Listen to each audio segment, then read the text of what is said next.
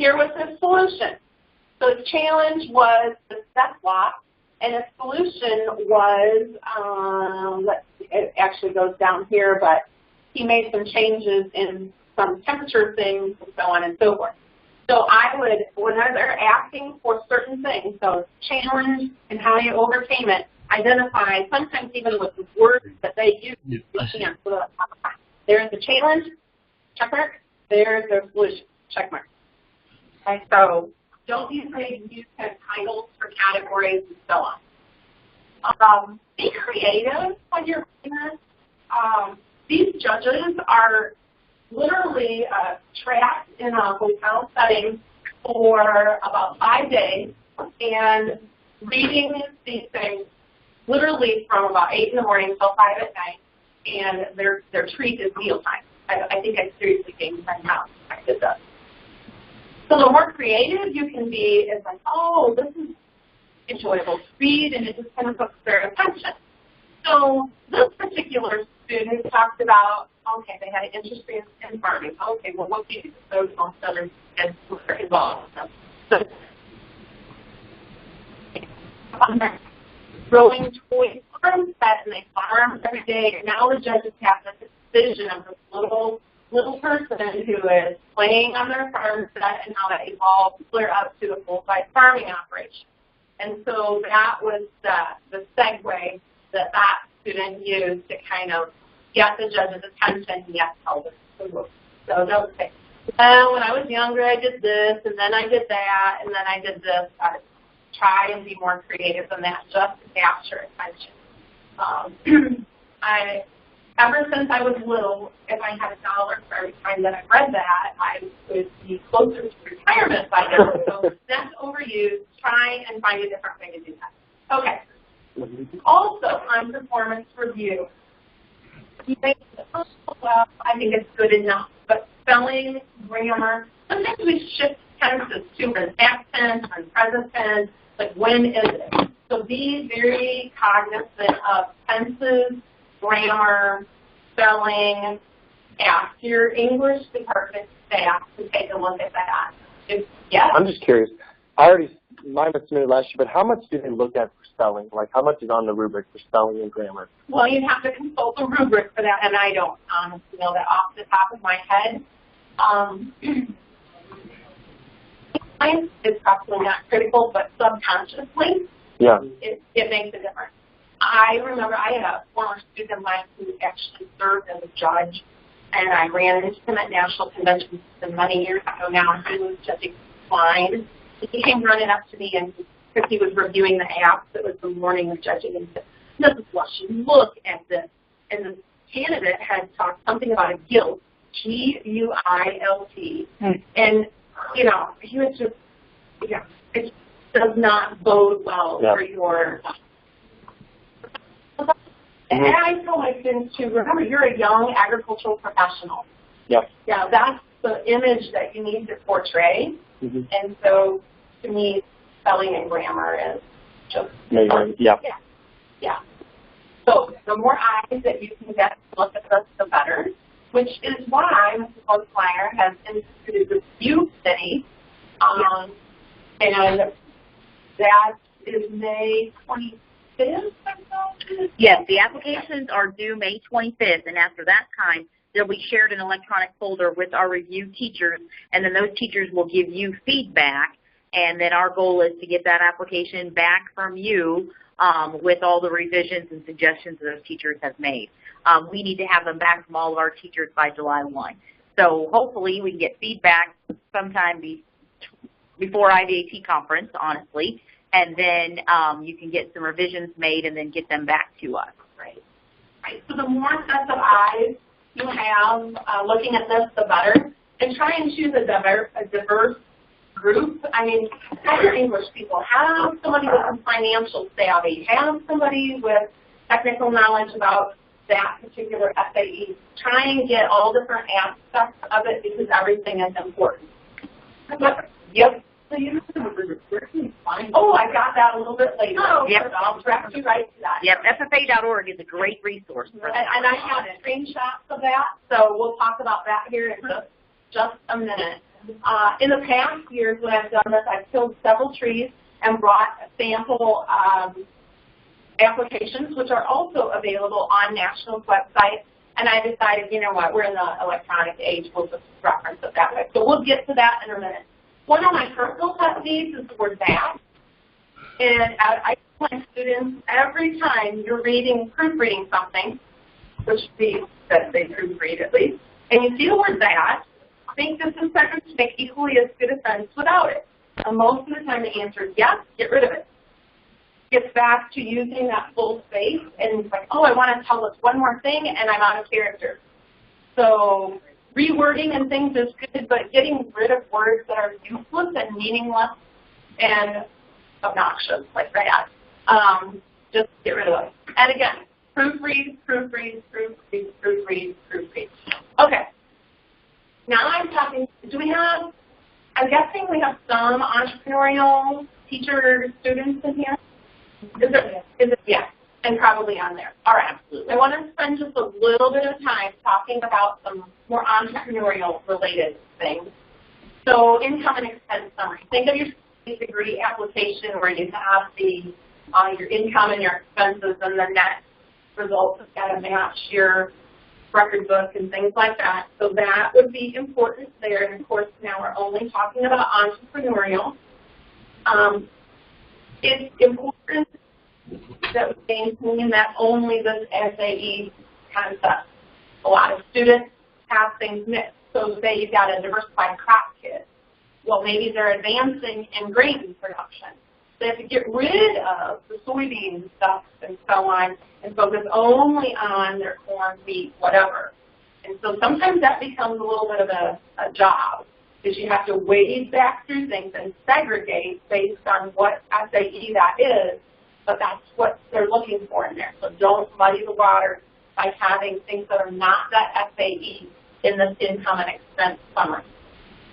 Another place that students have had some issues is differentiating between current and non-current inventory. And sometimes we as advisors have problems here too. But it's absolutely critical, in my opinion, to get the assets or liabilities, if they have any, in the correct category. That's not going to work very well in scoring if we don't.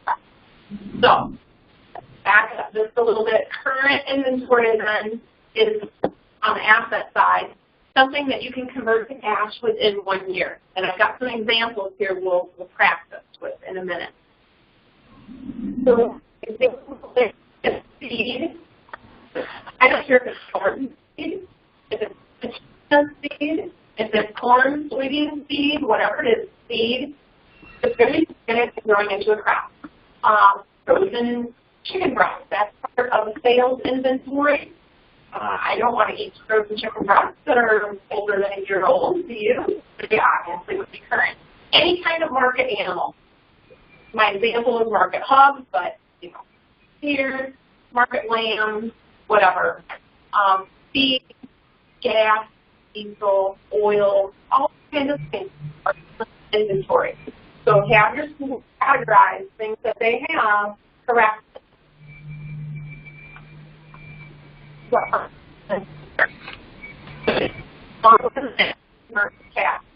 This is where all breeds. Okay. Equipment of all kinds. So I've got lawnmowers, freezers, a horse trailer, tractor, big ticket items that you use in inventory, like a cattle chute, building, fencing. Those sorts of things are non-current because they're not going to be converted to cash liquidated in the year. Now, a shepherd breeding female. Learn about what is it? Current inventory. She is breeding animals. Okay, good.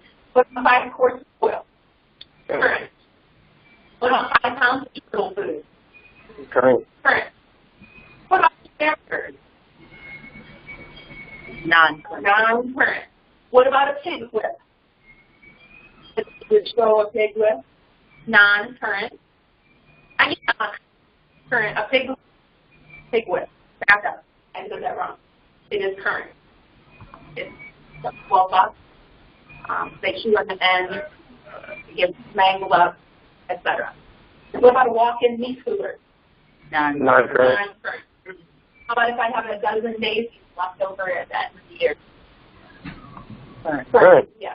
We can get them to last longer than a year. Wouldn't that be something? That would be an agri-science project, probably. Okay, a little bit more on non-current aspects. If you have a student or you students, if you buy breeding animals, if you purchase a breeding animal, it has to be depreciated. Okay. And when we met the year that I did National Proficiency Testing, they had their financial person talk to us before we ever started. It was very, very clear. And so, again, breeding livestock is depreciable, no matter how big or small. We had a situation where we had a student, and there's a picture, so we get the thing there. We had a student who was raising cockroaches and selling them to a pet store for food and such. And this individual purchased some new, cockroaches. Why anyone goes? Anyway, and they're breeding critters. They're going to be depreciated. So, no matter how big or small. And that breeding female cockroach, she is non-current inventory, correct? Yeah. Okay. Yeah. Yeah. How bizarre is that? And that goes for like fish too. I'm talking guppy fish. Mm-hmm. They're breeding, they're non-current. Even though, I mean, we think of them as small, but yeah. And even though the lifespan part of it, cockroaches don't live for over a year, so that part doesn't fit as a non-current. But I'm telling you that was a big deal when I was there. So, anyway. Now, what does it mean to appreciate your inventory? What does it mean to appreciate inventory? Raise the value. You can't do that. You cannot appreciate your non-current inventory. We run into that. So, for example, let's say that you have a horse, a mare, and she is a breeding animal, but you also put 60 days of training on her, and her value in your mind increased, and so you should have her value in the book, and well, that's going to be a problem. Right? You just don't go there. Okay? All right. Remember, we are using straight line method depreciation, which is not what IRS uses. And a lot of people like to get on a tangent about it. It's not realistic. It's not what we do with IRS. Sorry, that's what we use. And at least it gives our students a taste of what depreciation is. You and your tax man can straighten out how you want to use it on your taxes. Straight line depreciation is what we use.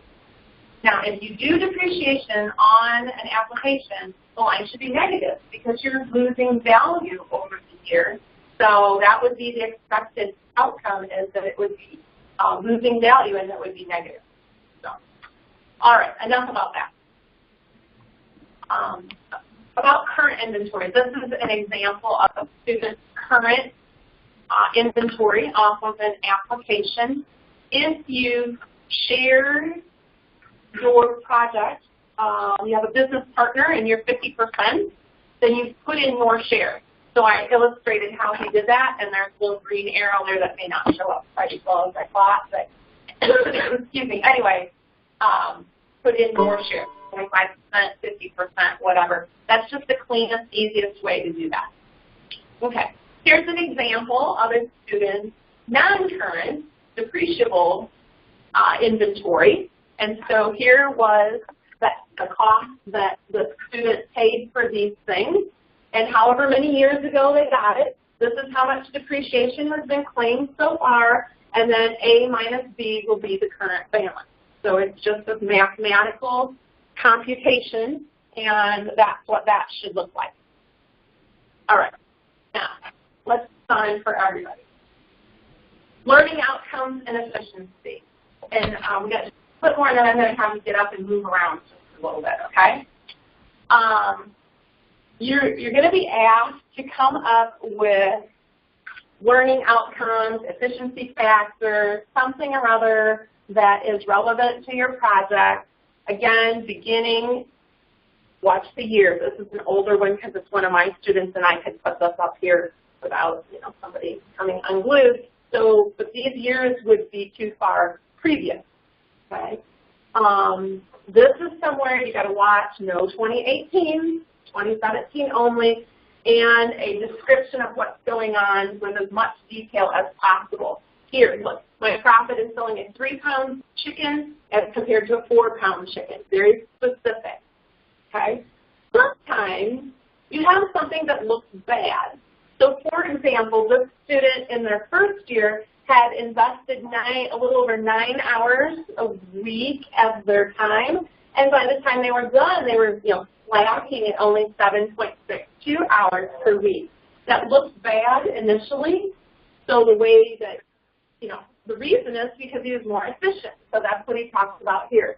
So sometimes you're wanting to explain something that initially at first looks not positive for your SAE. So if there's something that you're like, ooh, they might think that this is a bad thing when really I was more efficient and it's a good thing, just go ahead and maybe that's your chance to explain it. A couple other things here. So I have in red font something that I'm pretty passionate about. Size is not where it's at, all right? Every time I've had a student be successful at national, they're usually the smallest in scope. A lot of times people, in trying to make their project look big, makes it look unrealistic. And that I have seen cause more problems than it's than the merit that they think that they're getting. So we had someone, this has been several years ago now, but we had an Illinois student who won Twine Production Entrepreneurship with 3 spots. Right? All the application, the attention to detail, the management decisions that the student makes, and what they've done with the opportunity that they have. So instead of trying to make your project look big, just manage it to the best of your ability. Okay. Keep in mind too that this is a national situation, and so watch out for abbreviations, things that you may understand. Like in Illinois, I see a lot of U of I, ISU, blah blah blah. Well, people who are in other states, that's not what they're used to. So at least the first time that you use it, spell it out. Or maybe I'm not familiar with a particular thing that this Crafted had here, APH, actual production history. Spell it out. Don't make them guess. It's all about not making those judges guess. Okay? Now, do in the performance review, and it kind of goes to what we mentioned before. Look at what they're asking. They're wanting experiences or opportunities impacting your future. So again, spell it right out. Here's my experience. Here's its impact on the future. It's even labeled so that they can access that and go, oh, yep, here's his experience. Here's what they did with it. Boom, on the scorecard, away they go. Right? So that kind of separating, labeling sort of thing. Here's another one. This question in the performance review is explain your 3 greatest accomplishments or findings. And they chose to word things just a little bit differently, but their influence was they did this, and I kind of have eliminated some identifying information there, but they brought some females, and then this is how it contributed to their success. So again, it's very clearly separated for the judges. This is what happened. This is how it impacted my SAE. So be specific. Okay? All right. I think that it's time for us to get up and move around just a little bit. So we're going to pause right here. And for those of you who are with us, I have a little project for you. And there's one for Mrs. Bunselmeyer. Okay, I set up 2 different sets of pictures. And there's one set that starts on that board, and then they're taped on those monitors. And the other set starts back here by Mrs. Free and comes this way. Those sets are identical. I want you to go take a look at them and figure out what is good or bad, depending on what got asked. So half of you go up front, half of you go to the back. Those ones Because I'm going to tell you, even though the bulk of the points is not in pictures, it can have a huge impact on your success or failure. Okay. I do, and that's probably 35 of them in my school bag. Yeah, here you are. You're welcome. Anybody else?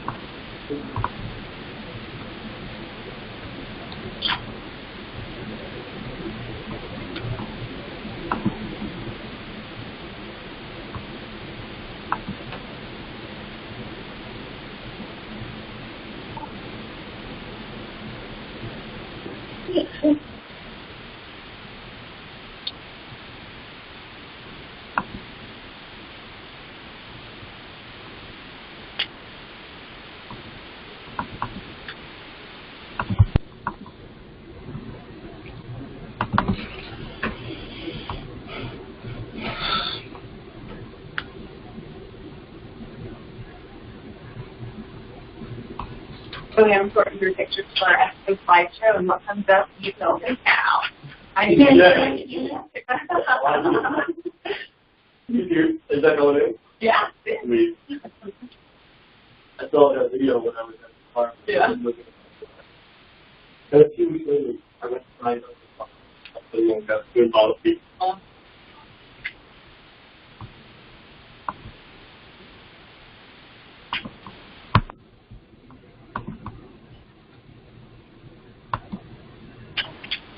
For those of you who are listening in remotely, when the presentation is shared, these pictures are a part of that, and you'll be able to see those. And we're going to discuss them here in a couple minutes.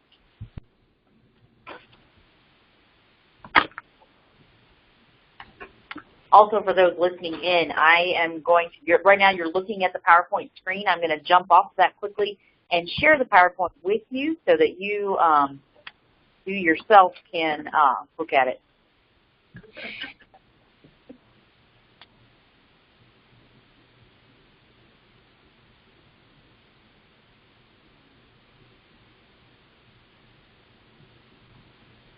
You guys, as we're going, if you have something that pops into your head, but in the question,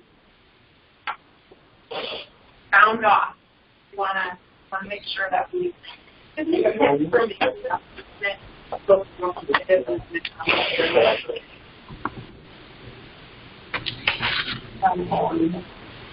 probably as much the influence that they might have on their employers, increasing efficiency and that sort of thing. So I helped implement this procedure, and it allowed my employer to increase his efficiency by such and such %. And I got a calculator up there. All that data. If they can correlate that would be great. I think they're all right. I mean, nothing for. Oh, yes. Yeah, same thing. Wow. And this is the update. Oh, yeah. How are we coming? We good?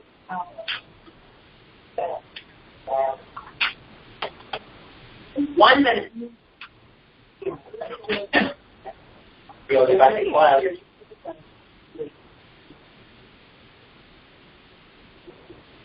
$45. Oh.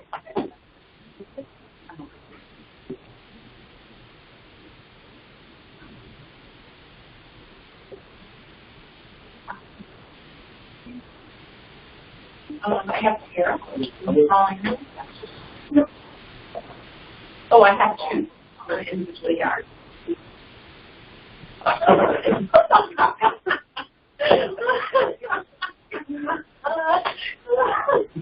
I'm done. Let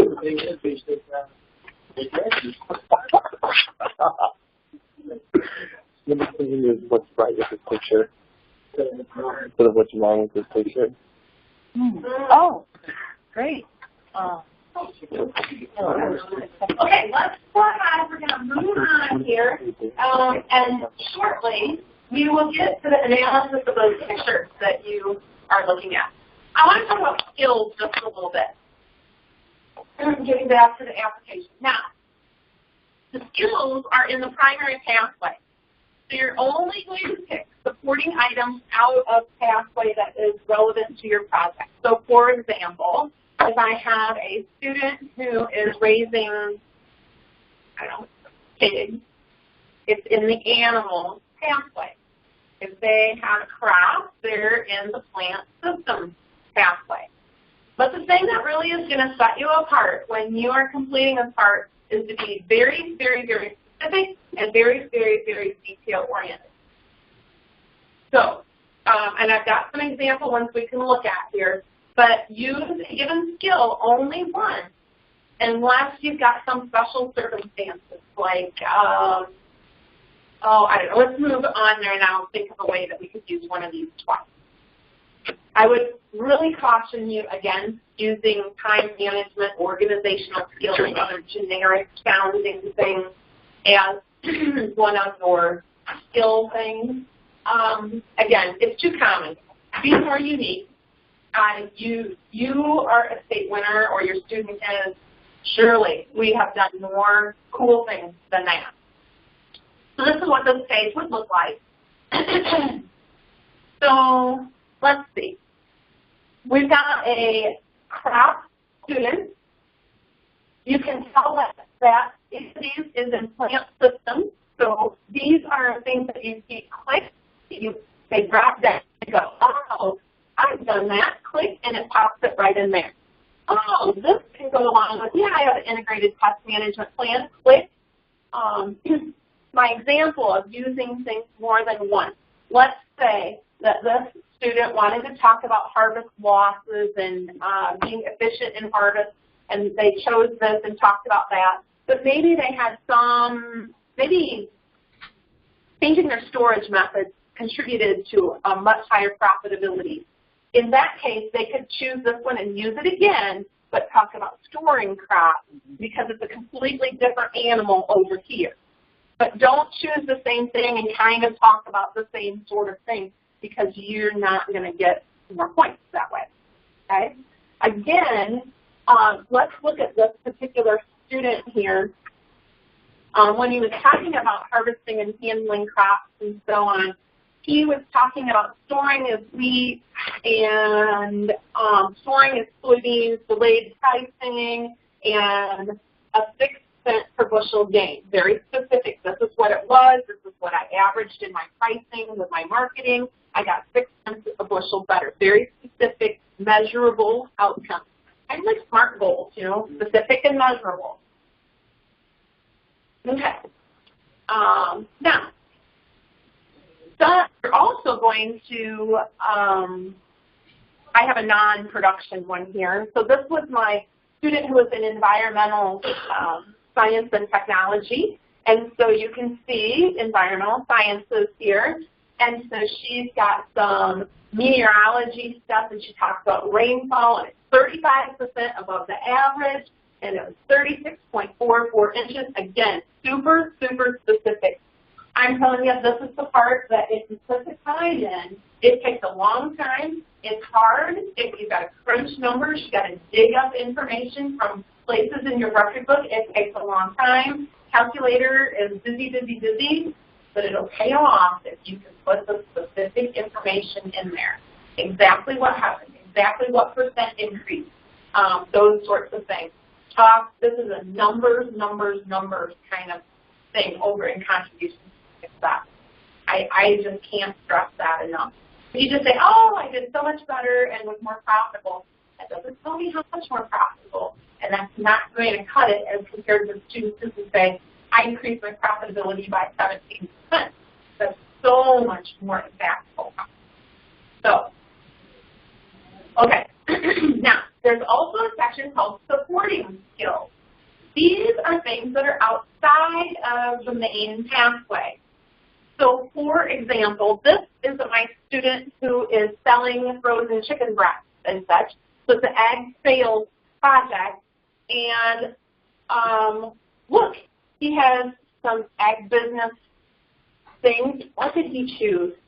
I can't remember what his major pathway was. And I can't remember what that stands for right now. Food products, blah, blah, blah. Yeah. Okay, so he's in ag sales, but he's chosen this, and he's talking about these healthier birds, and he's got a very specific market and so on and so forth. It would be even better if he could have talked about the percent of his buyers that were non-conventional consumers or some such thing like that. I would like to see more dollars, numbers, percent in, but student's application. So here's some more. This is a student, again, in, this is a diversified crop entrepreneurial student who's got an ag business, environmental science. He's talking about soil samples and the environmental, talking about managing risk in the ag business. He's talking about some equipment maintenance in power systems and technology. So a nice diverse mix of things that support the skills of that particular SAE. All right. I thought I deleted the slide. Just never mind that. Okay. I took that out because they kind of changed that. So placement, people, when you're listing your placement skills, again, that skill and impact thing is very relevant here as well. So I have some more examples which are very similar to kind of what we've been looking at. So again, specific. This is an animal system person. Is this placement? Because as it reads, it says allows me to keep my death loss count. You know what? Or is that your red flag that you're trying to throw? I feel like I stole this off of National's website, but I might have stolen it inadvertently out of a entrepreneur. Because this reads, you're right, this reads entrepreneurial. My death losses. That should say my employer's death losses. Okay?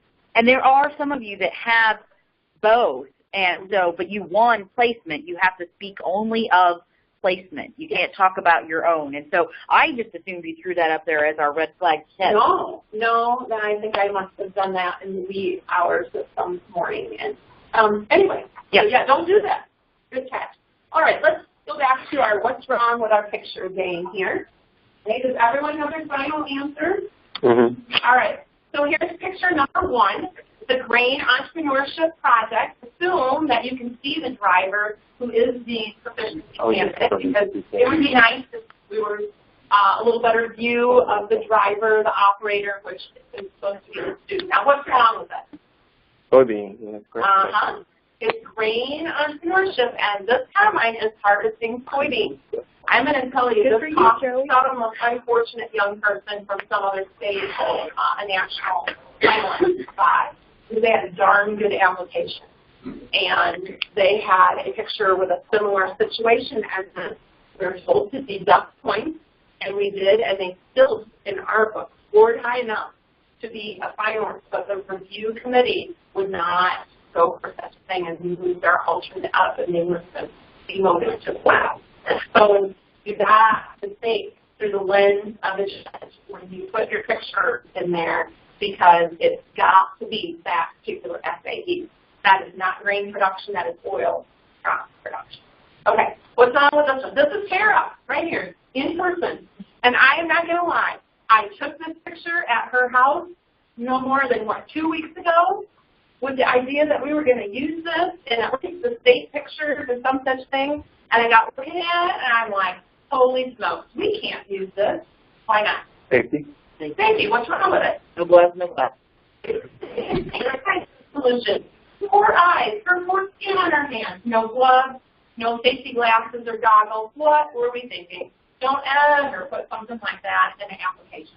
That's a big boo-boo. This is a beautiful landscape. How can this not be a great picture to show what I did in landscape management? No students. No students. Yeah, no students. It's lovely landscape. But the student could have done what I did and gone on Google Images and found beautiful pictures and plopped it in there. Your student has to be, or student, you have to be in the picture, all right? And it has to be clearly identifiable as you. So make sure you're in the picture. Oh, well, here's a student in a picture. He's my student, as a matter of fact. Part of his application is the diversified crops student. Part of his senior pictures, what's wrong with that? Or his picture. He's not doing anything. Not doing anything. Standing there looking pretty is not something that we are interested in when judging proficiency, all right? So I don't care if that's diversified crop or if it's bunny rabbit. He's not doing anything. Standing there with his hand in his pocket, not very telling. Okay, we're going to assume that the gentleman in this picture is an FFA member. So that looks like he's really on his A game, doing something with that beautiful dog there. What's wrong here? He's a super senior. Yeah. Well, that is right. So we're gonna assume that he is actually an age-appropriate FFA member. There's something else wrong here. What is it? Yeah, dogs are small animals. No. Dogs are small animals. And we run into this where our students have a wide variety of different FAEs, and sometimes they're kind of commingled together. And so you get all wrapped up in, oh, look, this is a great picture, but when I took Fido here to the big dog show, and you are like, oh my gosh, I'm going to use that picture, forgetting completely that I'm competing in specialty animal, my dogs are not part of this. It's going to completely throw you out of the mix. Right? Especially, you have to go look at the list. I don't know them off the top of my head. What makes the difference between just the list? just the list? Yeah. Yeah. Like, especially, I would be okay with it. I mean, you have good or bad on your arm and things. It would be nice if there was maybe So specialty animals, I guess, are more animals that are more like different, kind of like what they have up in Naperville. The zoo they got up there. Rabbits. Right. You are. Let's talk just a little bit. Well, we're going to get to that. Never mind. I'll hold that thought. Okay. Then, this I'm convinced has cost us also. This is a student who has a dairy entrepreneurship SAE. Assume that you can see the driver who is the proficiency candidate. What's wrong here? No cows. Where are the cows? Exactly. I know cows eat hay, and I know that most dairy people are busy making hay in the summer, but this student is not competing in forage. Do not waste one of your pictures putting in something that's going to ultimately split yourself in the competition. It's got to be pertaining to your SAE. And it's just not going to work well. Leave it at that. Okay. Now this one is what's right with this picture. Again, this is my diversified crop fit. What are the good things about this picture? He's in action. He is busy checking the depth from his planter. Good. He's doing something relevant to the project. Good. Wearing an FFA shirt. Oh, FFA shirt. Yes. Yes. And notice too, and my students, I drive them crazy when I come out to take pictures. But I'll even make sure that, the shirt is straight and the FFA is not rumpled and that sort of thing, because National loves these pictures. Okay? You can see his face. Yep. The lighting is good. I can see his equipment. I can see his face. I can see his FFA shirt. He's doing something that he can talk technical about relating to his project. Now, if we go back to the dog handler, if we go back to the dog handler thing, there are times when your students, it would be inappropriate for them to be in FFA clothing. So, for example, let's say you've got a fourth person and they're in a fantasy class. Well, no one shows fantasy in the FFA shirt or official dress, for goodness sake. So it would be ridiculous to try and portray FFA clothing in those types of settings. So do make sure you don't go overboard on that. But this is a nice picture, I have to say. Took it one Sunday morning. Lighting was just good. All right. So a little bit more about pictures. And make sure it's directly related to your SAE. Make sure that it's not. We get tied up in mechanical stuff for our crop people. We get tied up in hay and seed stuff for our livestock. Make sure it's in this project. With her safety requirements, I actually saw an app where we had shorts working in the shop. Maybe when it's 100 degrees out, you'd really do that, but don't put it in a picture in your application, for goodness sake. And of course, the student has to be in the picture. You guys did a good job with those. All right, and again, apathy Carol we talked about. Okay, now once you get the perfect picture, talk about captions. Use the face. Don't just say, well, this is me with my dog Fido. Well, clearly it's a different dog. I don't care what its name is. Tell me about how you train this dog or how you do health care with this dog or something like that. Put in factual information. Should you repeat factual information that's elsewhere in your application? No. They already got it. Trust me, they got it. Use the space to tell more of your story. Nothing duplicated. Here's an example, all right? And I can use this one because these people are related to me, so no one can sue me or whatever. So this student's caption talks about he is working with his veterinarian in their ultrasounding cattle. He tells me the days and how accurate it is and how he used that to make his cow herd more efficient and so on and so forth. And look, there's really hardly any space after there. That can't hardly be much fuller, all right? So those captions should be very complete. Again, as much specific measurable data as possible there too. Just put it in there, okay? Okay, now, students are going to add something called a personal page. This is not a part that prints out with the application. This is a supplemental thing that you and as students or advisors, we have to help them create. This is another chance for us to shine, but not to retell the same story. Tell something different that's not already in there. Okay? Absolutely no duplication. Again, will give you the best bang for this thing. Tell more of your story that's not in there anywhere else. Make it pretty. By now they're looking at application after application, and we want it to be attractive, and we have a lot of leeway in this. So this is a screen, well, it's got a green background, but anyway, this is a swine entrepreneur student who chose to highlight that they're PQA certified, that they participated successfully in a sweepstakes program, that they had a validated herd for their health, and they talk about 25% of the breeding stock. There's something specific. It adds up to $280 a year. Again, specific measurable information. And cut sheets when her pigs went to market. How well did they cut? And how does that correlate to premiums, things, more dollars in their pocket? I would not want to make it any more busy than this, okay? But you can do a lot of scanning and shrinking and enlarging and so on and so forth and try and get something that tells additional pieces to the tale. And because nowhere in this student's application did she talk about being a validated ruthless research. Nowhere else did she talk about premiums in her cut sheets and yield and grade marketing. Okay? Let that be another component. Okay? So, collages, latest photos, international, sometimes just be another letter or, hey, this is my project and thanks for looking at it kind of thing. They didn't use that explicitly. So try to tell the tale a little bit more. Now, some random stuff as we wrap up today. Professional language. Remember I said we're a young agricultural professional. That's the MA. Non-technical sounding language. Yes. Now, because you can like submit the thing that has the version number at the bottom is the same.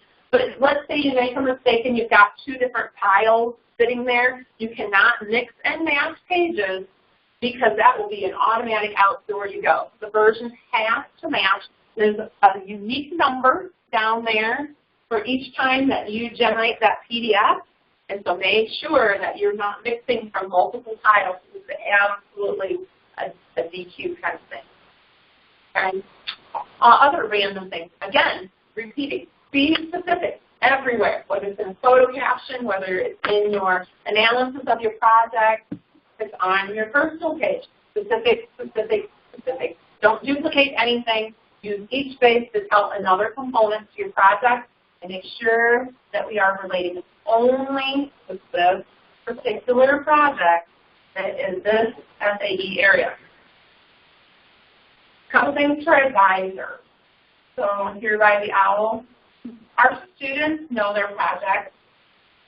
We should not, in our advisor statement, try to include a lot of specific numbers or detail about the operation. In one specific instance, I know that the advisor had mentioned something in his or her letter which contradicted things that was in the student's application. And we were like, well, I wonder what was really the case. And so then there's that shadow of a doubt, and it's just all downhill from there. Let the student tell a story with numbers, specifics, that sort of thing. We talk about what a wonderful student it is, and how they do their projects, and so on and so forth. But do try to be careful on that. A couple other little random things. So finishing touches, nice heavy white paper for the application. The picture pages you could use to have your stock for, but I would not do the whole thing on hard stock or heavy stuff. Just use nice. Paper comes in different pound weights, so go to the business store or whatever and buy a heavier weight than what our school buys. You know, the cheap stuff to run through the copy machine. Get a little bit heavier weight than that. They also get brightness, like how bright a white it is. Spend, $10 in Chapter's money and buy a 500-page ream of really nice white paper, and then use photo paper or cardstock stuff for the picture and put it all together in a nice package. Then you ask about where do we see those rubrics and that sort of thing. This is a screenshot of National FFA's page, and so if we look over here, we have the handbook. So the Proficiency Handbook, this tells you like all their little hints and tips and watch out for this and follow these directions, and this is how you open the application. Anything you ever wanted to know is there. There's descriptions of the proficiency award areas, so if you need to reread that so that you're crystal clear that we stay on that path, then do that. So those are some handbooks. Now down here in resources, there is everything from example applications. Sometimes they use some really good applications that are national winner kinds, and sometimes they choose something that's maybe more average. So again, just look at it with a critical eye. Hey, these are some great ideas. I could use those, or ooh, I can do better than that. But at least it gives you some ideas. Troubleshooting, frequently asked questions. Somewhere down here more are the rubrics. And it's not a secret. It's the same rubric that the judges use. Look at it, and again, think through the lens of a judge using that rubric. How does this application stand up to that? Yeah, I just cut that off, I guess. Yeah. So those are on FFA.org. You go to participate, go to proficiency, and that's what you get then over there on the page. So you can click, and they have scads of different sample applications. Like I said, in the past, when I first started doing this workshop, I probably killed 3 or 4 trees, bringing an example and so on. Just look at them, take the good ideas, and do better than the things that maybe aren't so well. If you have any questions after we're done, of course, Mrs. Sunfire is the goddess of all things in the office there. Right, right. Yep, that's what they call me. That's what we say. Yeah. But if you want to run something by me, there is my contact information, so my school email, my cell phone number, shoot me a text, call me, whatever. Happy to help, because we want our Illinois students to be as successful as possible with all of the proficiency at the next level. Yeah. What questions do you have? Yes, sir. What about an advisor's name? What are the advisors going to have and with that? Well, sometimes, so the example that I'm thinking of, this advisor wrote that, what's your first name? Okay, and what area are you in? Fruit production. Okay. So, dear judges, I am pleased to recognize Nathan and his fruit production project and your placement. And he has 7 apple trees that he has cared for throughout his entire high school career, and works at ABC Orchard. Well, that's what I wanted to talk about, right? And so I just kind of invalidated the placement part of your project. Yeah, like I do the letter. Right. Yes. The supplemental stuff. So these back when I started talking about the personal page, to get back here. This, in addition to the personal page, a letter from your advisor or your placement, it can be your employer, goes along with the personal page as supplemental thing. We just want to make sure that whoever writes that letter doesn't inadvertently mention something that is not accurate about your project, and then just adds the shadow of a doubt in the judge's mindset. So if you are placement and I'm your advisor and I talk about apple trees that you've been raising since you were 5, that's probably not going to go with that. So take a look at what your either employer or your advisor, students wrote.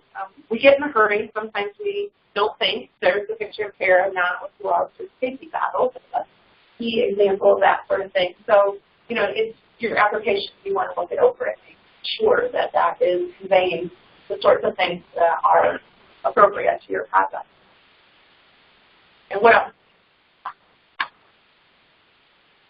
Okay. Well, if you think of anything, feel free to give me a call or ask Mrs. Lunsmeyer for the most official answer. And good luck. Yeah, thank you for the night. You're welcome. You are most welcome. Does anybody have questions? She's an excellent resource user while she's here. Just to let everyone on the phone know, I'm sending you all an email of today's PowerPoint as well as FFA.org. You have to remember you do have to log in to get to all those participate resources about Proficiency Awards.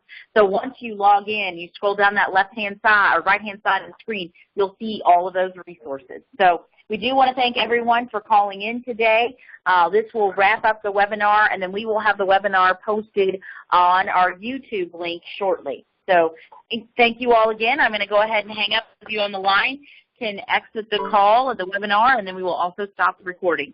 Thanks, everyone. Good luck.